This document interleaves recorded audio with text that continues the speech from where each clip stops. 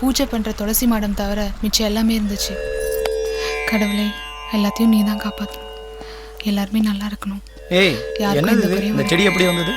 ம் ம் ம் ம் ம் சரி சரி.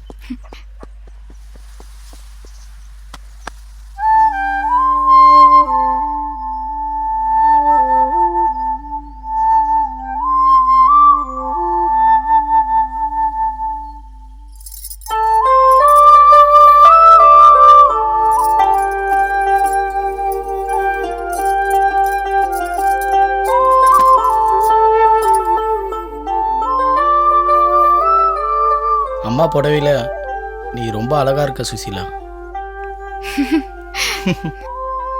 மீன் வாங்கிட்டு வந்தியா? இதோ.